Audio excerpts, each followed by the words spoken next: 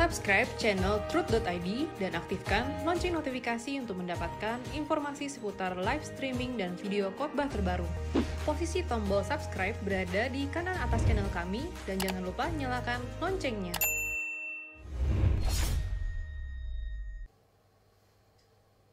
Shalom saudaraku sekalian, kembali kita jumpa dalam program Wanita Surgawi. Mari kita berdoa. Bapa, taruh perkataanmu yang dahsyat di mulutku untuk menyampaikan pesan dalam program Wanita Surgawi ini. Terima kasih Bapa, dalam nama Tuhan Yesus Kristus kami bersyukur, kami berdoa. Amin.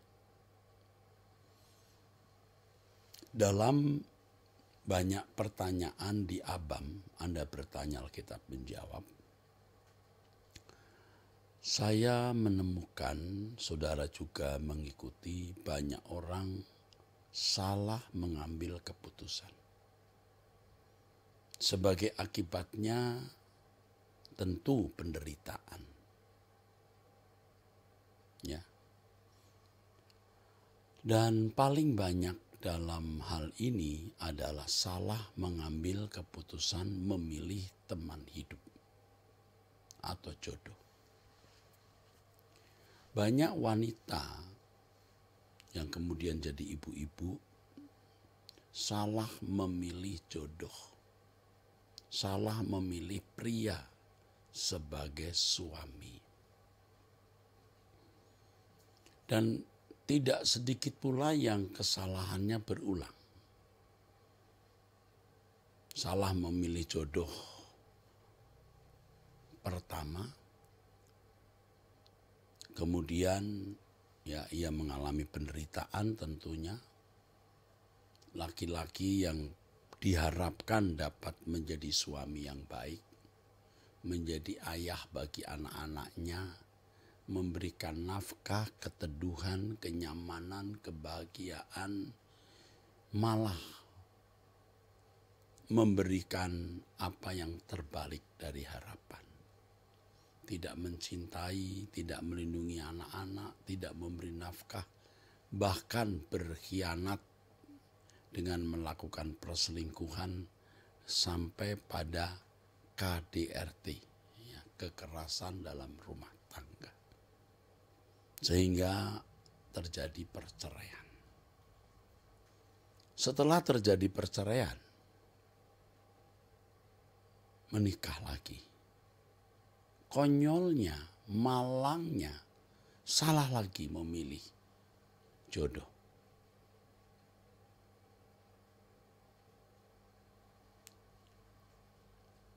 Bahkan bisa yang ketiga kalinya salah memilih jodoh lagi. Ini benar-benar kekonyolan saudaraku yang terjadi dalam hidup seseorang. Ini menjadi pelajaran yang mahal untuk kita. Pelajaran yang mahal untuk kita. Bagi wanita yang belum menikah dan pria yang belum menikah, perhatikan. Jangan salah memilih teman hidup. Juga jangan salah memilih bidang pekerjaan. Jangan salah memilih tempat tinggal. Dan lain sebagainya. Kesalahan-kesalahan tersebut, saudara, itu menjadi kerugian di dalam hidup. Jadi kita harus menjauhkan diri dari keputusan dan pilihan yang salah. Dari decision, dari keputusan yang salah. Nah, bagaimana kita bisa memiliki keputusan-keputusan yang benar? Banyak keputusan yang harus diambil, banyak pilihan-pilihan yang harus diambil, ya. Bukan hanya memilih jodoh, tapi juga dalam mengambil sikap, dalam bertindak. Sering terjadi, saudara-saudaraku sekalian, kesalahan-kesalahan seperti itu sering terjadi.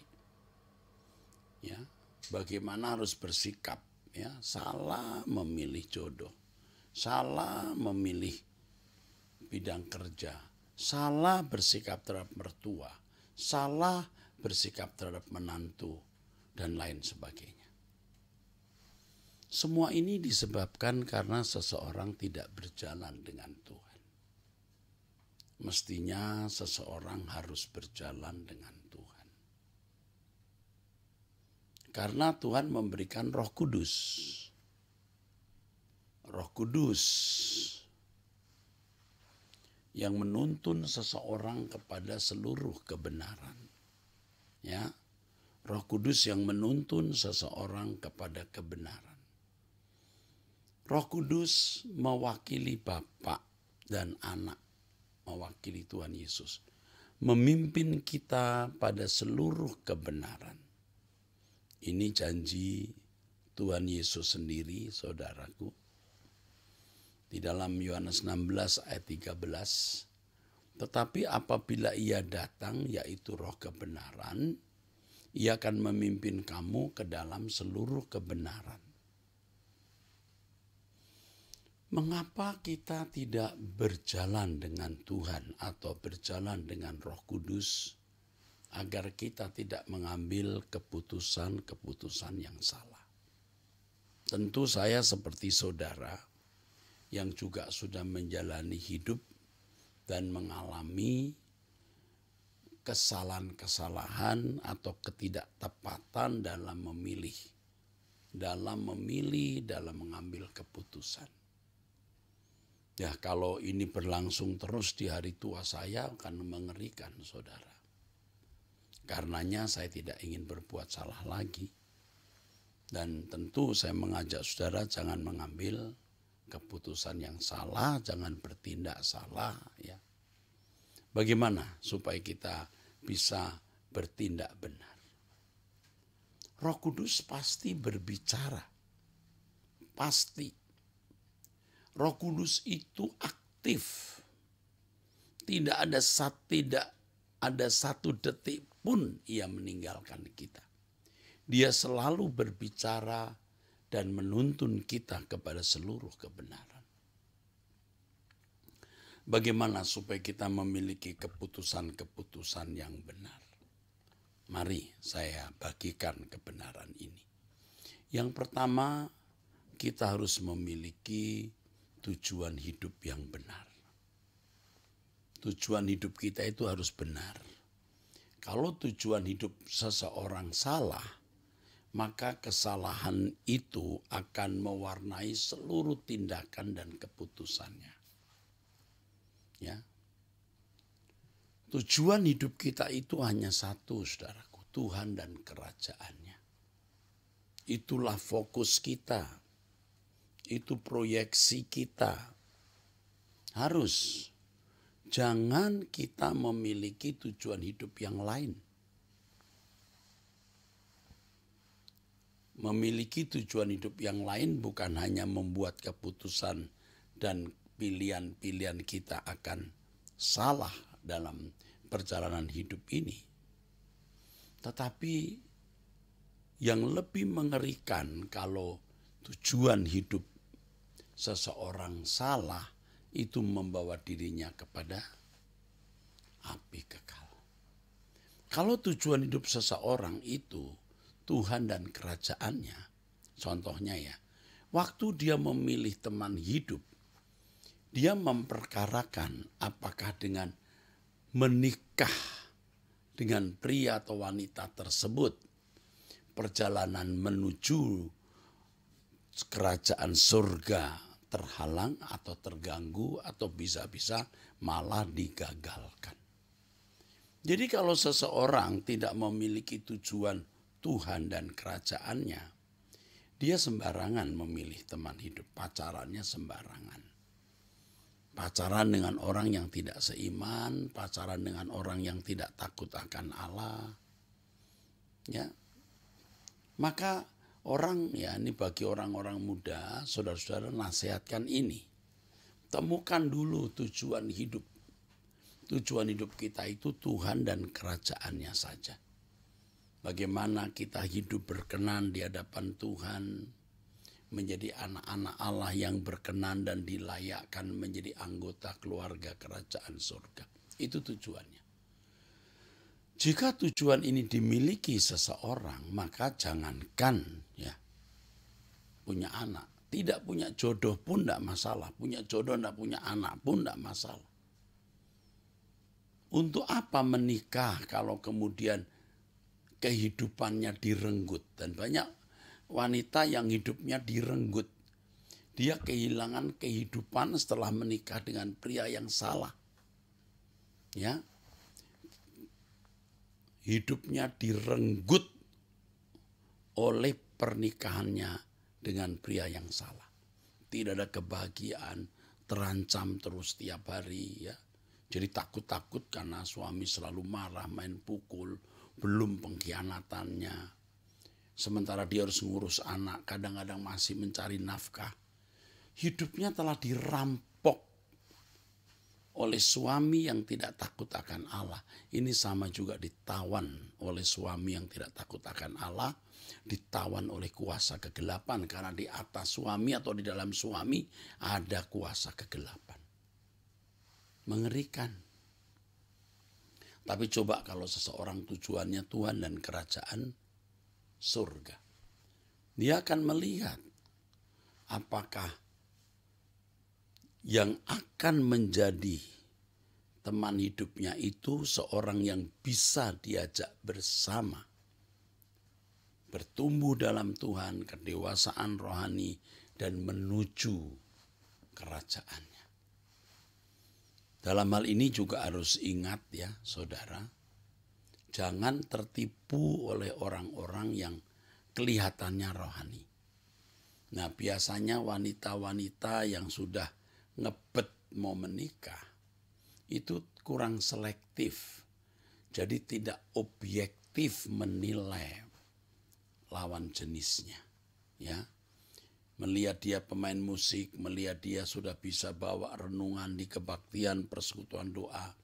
Lalu cepat-cepat memberi diri untuk menjadi istri. Wah celaka saudara, celaka. Apalagi kalau sampai pacaran dengan orang yang jarang ke gereja atau tidak pernah ke gereja. Apalagi pacaran dengan agama lain. Wah itu sudah kartu mati saudara. Wanita-wanita seperti ini bakal hidupnya celaka. Celaka. Tetapi kalau orang sudah jatuh cinta yang memang sudah susah dinasehati. Orang-orang yang haus cinta, jadi bucin budak cinta. Nah ini orang-orang yang tidak selektif. Saya sering kemukakan lebih baik tidak menikah daripada menikah dengan orang yang salah. Menderita, hidupmu dirampok, dirampas. Nah saudara-saudara, jadi tujuan hidup kita itu Tuhan dan kerajaannya. Dalam mengambil keputusan dan pilihan baik soal jodoh, pekerjaan, bersikap terhadap orang harus didasari ini. Tuhan tujuanku, kerajaan surga arah tujuan hidup kita. Percayalah kalau orang tujuannya Tuhan, maka dia akan selalu mempertimbangkan keputusan-keputusannya berdasarkan perasaan Allah. Apakah dengan keputusan ini aku menyenangkan Tuhan atau tidak? Ya, banyak orang bersikap terhadap orang lain tanpa mempertimbangkan perasaan Allah. Tahu bahwa membenci itu salah. Tetapi karena memang tidak menghormati Tuhan. Ya, memang dasarnya ia tidak menjadikan Tuhan sebagai tujuan. Maka terus saja ya dia menaruh kebencian kepada orang. Ya, tanpa mempertimbangkan bahwa kebencian tersebut akan menyeretnya ke dalam api kekal. Karena seorang yang membenci sesamanya itu seorang pembunuh. Ya, jaga perasaan Tuhan, bukan hanya jangan mau memuaskan perasaan sendiri. Coba lihat pria-pria yang sewenang-wenang terhadap pasangannya atau sebaliknya. Itu orang-orang yang tidak menjaga perasaan Tuhan. Semena-mena, saudaraku. Ada juga wanita-wanita yang semena-mena terhadap suami. Suami memperhatikan orang tuanya, ya, dia sakit hati. Mestinya orang tua itu dijaga, dipelihara. Orang tua termasuk mertua. Saya tahu tidak semua mertua itu baik. Tetapi tidak ada ajaran Tuhan Yesus, ya, bersikap jahat kepada mertua yang tidak baik. Mertua itu baik atau tidak, tetap adalah orang tua yang harus dicintai.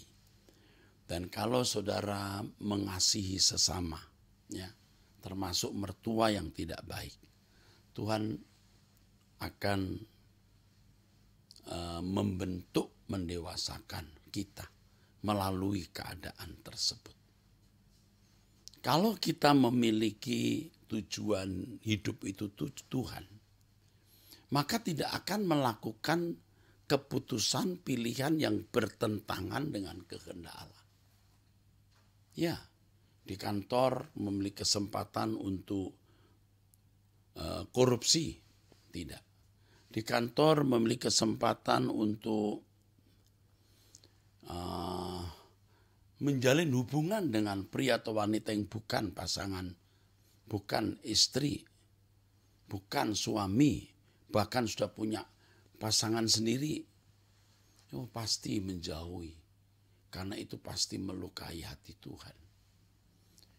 Bahkan dalam keputusan-keputusan kecil, kita selalu mempertimbangkan perasaan Tuhan.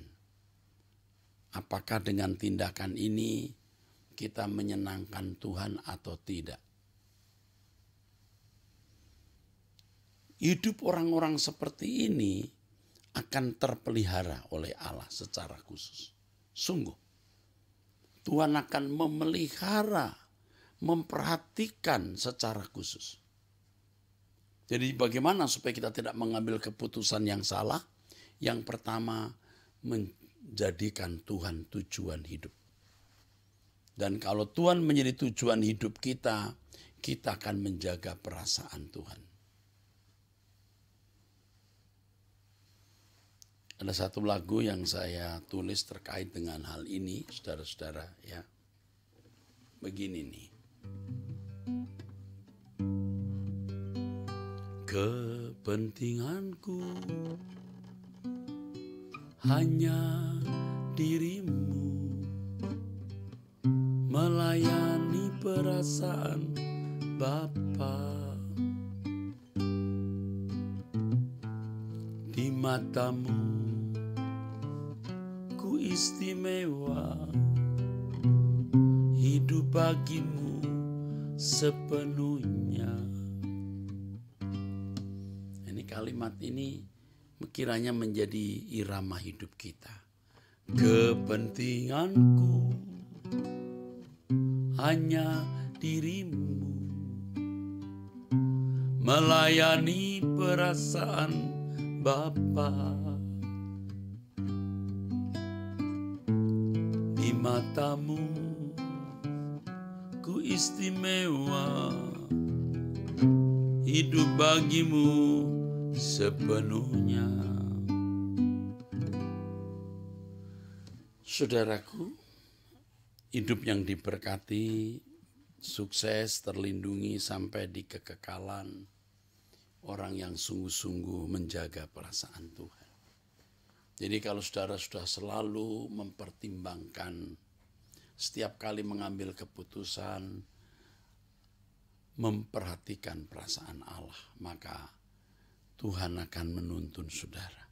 Dan yang kedua, Tuhan akan memberikan kepekaan. Untuk itu bagaimana supaya kita tidak salah mengambil keputusan? Hidup di dalam doa. Perjumpaan dengan Tuhan akan membangun di dalam diri kita, saudaraku, kepekaan. Sensitivitas, kita akan sensitif. Apa yang Tuhan kehendaki untuk kita lakukan. Kalau orang tidak hidup dalam doa, tidak mungkin sensitif. Tidak mungkin sensitif. Jadi doa pagi itu harus kita pandang wajib. Saudara yang ada di wilayah Indonesia, khususnya Indonesia bagian barat atau yang ada di waktu Indonesia barat, setiap jam 5 pagi saya berdoa, mengajak saudara. Setiap jam 5 pagi. Tidak ada libur. Mau hari libur, mau hari Minggu tetap berdoa. Karena doa itu tidak ada liburnya, saudaraku. Ya, doa itu nafas. Berhenti nafas, mati kita. Jadi setiap hari bangun pagi berdoa. Saya pimpin doa. Mungkin saudara berkata, bagaimana itu bisa, Pak? Bisa, ini sudah 2,5 tahun, ya, bisa lebih. Tidak ada hari libur kecuali saya pernah sakit dan sementara waktu saya tidak bisa. Atau saya harus di luar negeri dengan keadaan yang tidak bisa keadaan di mana saya tidak bisa pimpin doa, ya orang lain yang pimpin. Saudara harus menyediakan waktu. Paksa dirimu dan alami perjumpaan dengan Tuhan yang membuat saudara memiliki sensitivitas, kepekaan. Mendengar suara Tuhan, apa yang harus saudara lakukan dalam mengambil keputusan dan pilihan. Saudara tidak berdoa, Anda tidak sensitif, Anda ambil keputusan salah, lalu kemudian saudara berkata, Tuhan, kenapa Engkau tidak beritahu kalau hal ini salah? Loh, kamunya yang tidak tanya, kamunya yang tidak sungguh-sungguh menggumulinya.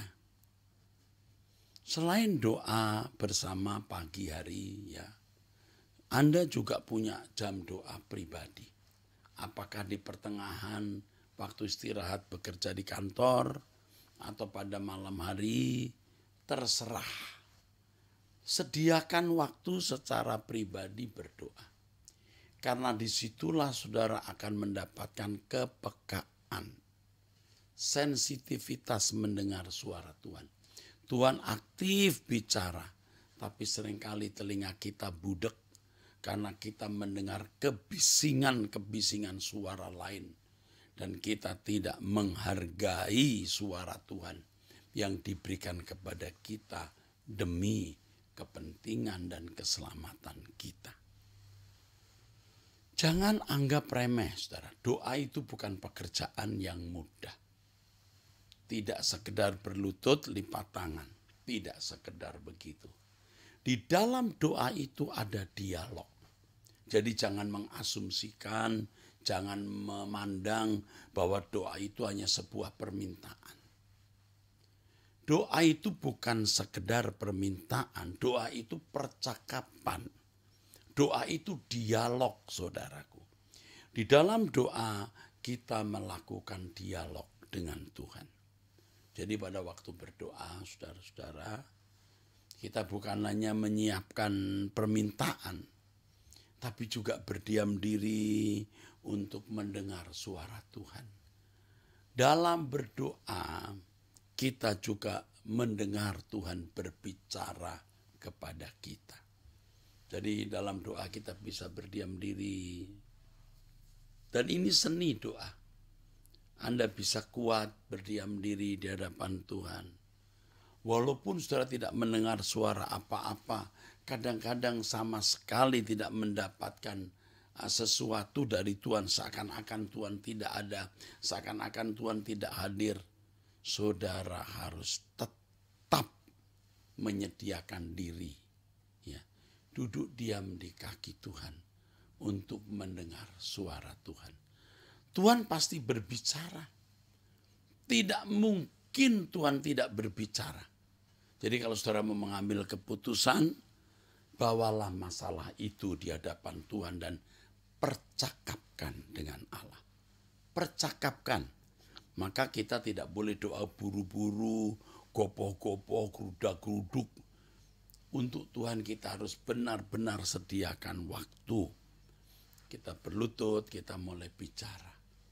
Walaupun kadang-kadang kita seperti bicara kepada ruangan kosong, tetapi jangan saudara berhenti untuk mencari Tuhan.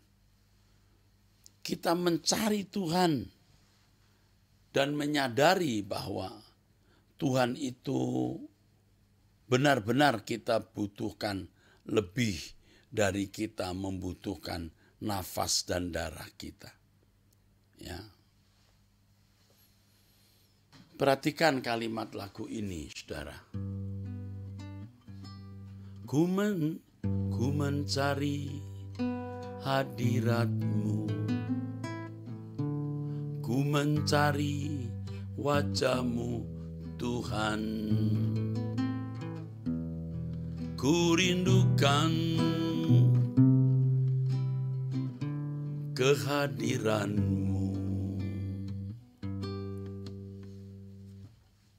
Kita merindukan kehadiran Tuhan. Ada banyak berkat yang tidak pernah saudara bayangkan melalui doa pribadi tersebut. Bagaimana saudara mulai peka mendengar suara Tuhan. Alami. Ku mencari hadirat-Mu. Ku mencari wajah-Mu, Tuhan. Ku rindukan hadir-Mu, Tuhan.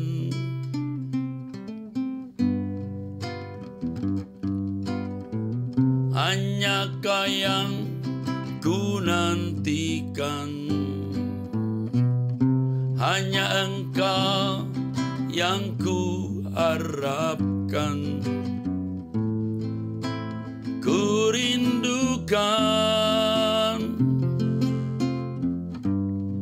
kehadiran-Mu.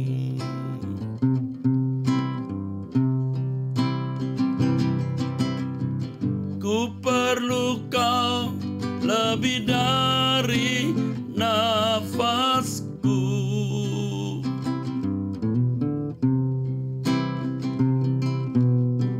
Ku perlu Kau lebih dari darah dalam tubuhku. Engkaulah kehidupanku, selamanya kehidupanku.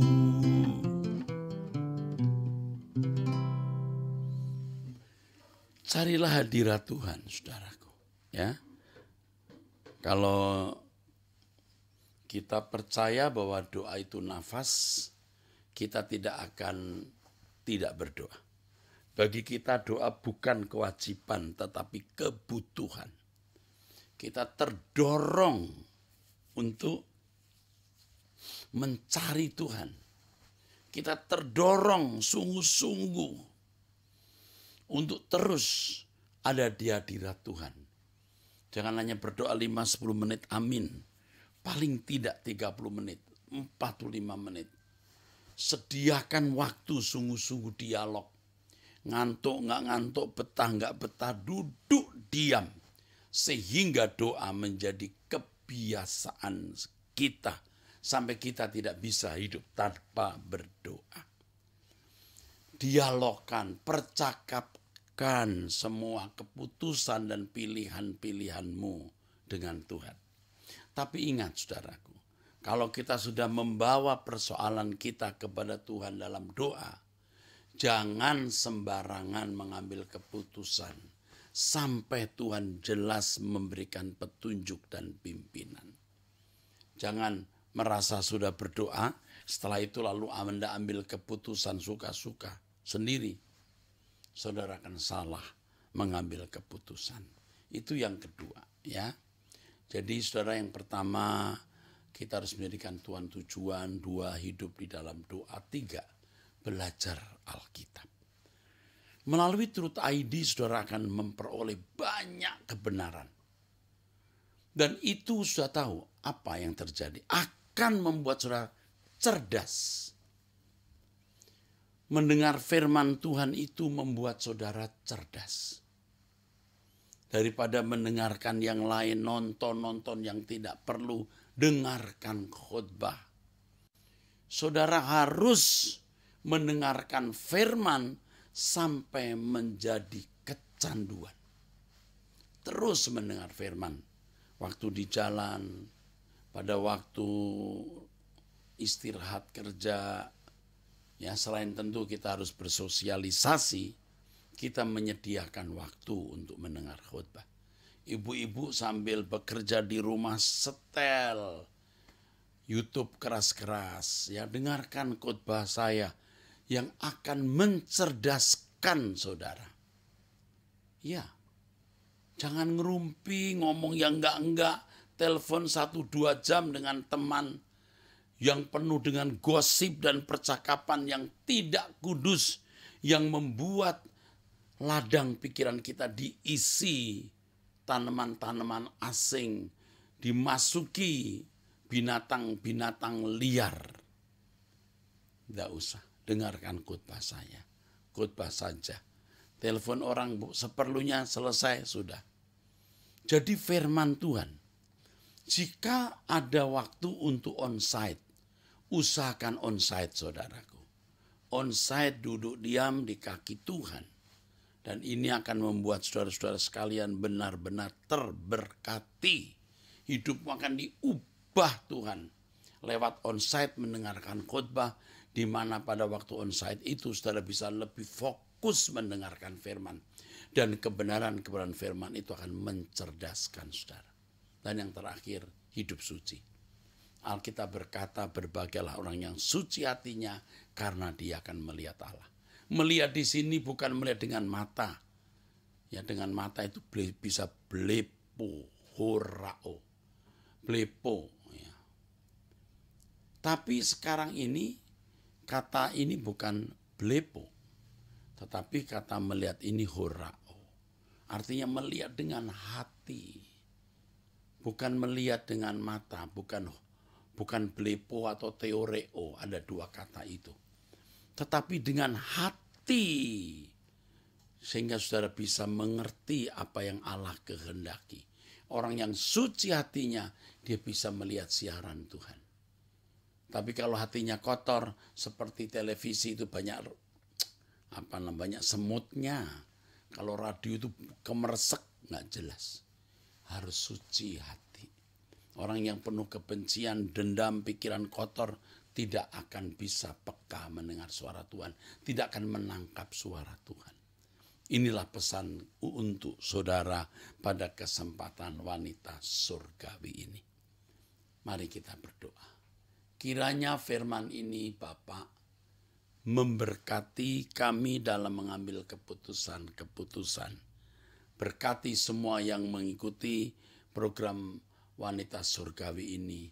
Dan mereka menjadi cerdas dan tidak salah mengambil keputusan. Terima kasih Bapa, dalam nama Yesus Kristus. Amin. Sampai jumpa saudara di program Wanita Surgawi di episode yang akan datang. Tuhan memberkati.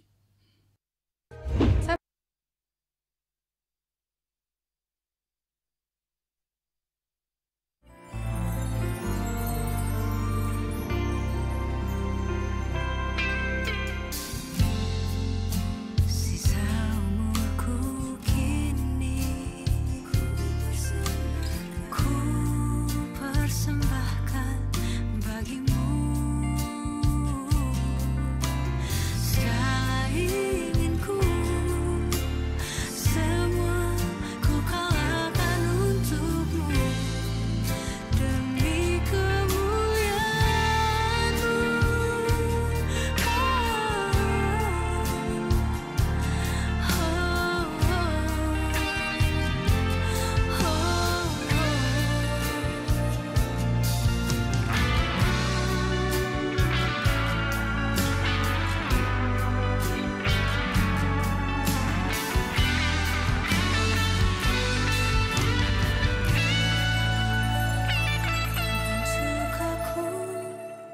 sesuatu